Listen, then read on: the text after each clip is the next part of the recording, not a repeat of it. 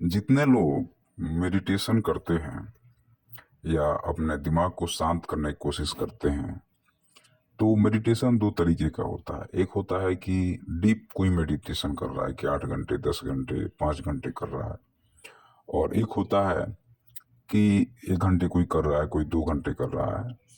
तो आप महसूस किए होंगे कि जब भी आप मेडिटेशन करने बैठते हैं और थोड़ा डीप में जाने की, नीचे उतरने की कोशिश करते हैं, थोड़ा गहराई में जाते हैं, दोनों आंखों के ऊपर आपको दर्द होना शुरू होता है, जिसको लोग बोलते हैं कि तीसरी आई में दर्द हो रहा है।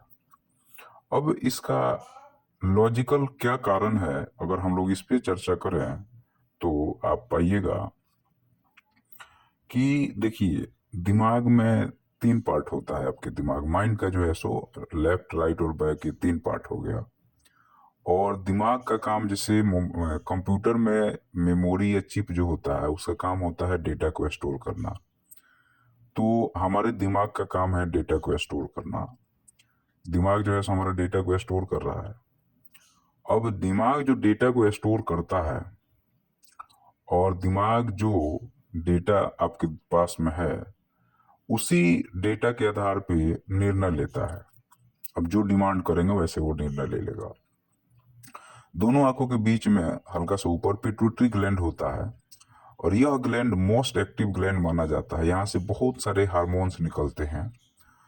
अब लोग क्या करते हैं कि अब जनरली होता क्या है कि हम लोग सामान्य जीवन में दिमाग जैसा एक्टिंग करता है, दिमाग जैसा रिएक्ट करता है, वैसे ही जो है सो पिट्यूटरी ग्लैंड से हार्मोन्स निकलते हैं, और वो हमारे खून के साथ में जा करके और एक्टिविटी करते हैं, और उस तरह से हमारा जीवन होता है।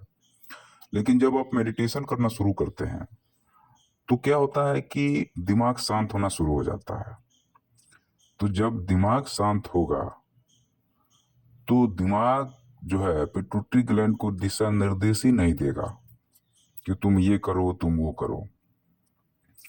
तो जब पिट्यूटरी ग्लैंड को दिमाग दिशा निर्देश नहीं देगा, तो क्या होगा?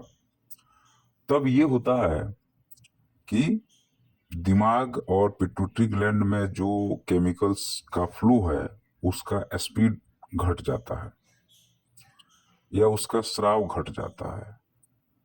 तो जब उसका स्राव घटेगा, तो वो ग्लैंड में केमिकल्स का या हार्मोन्स का स्टोरेज बढ़ जाता है, और वह जो है सो एक दर्द का रूप ले लेता है।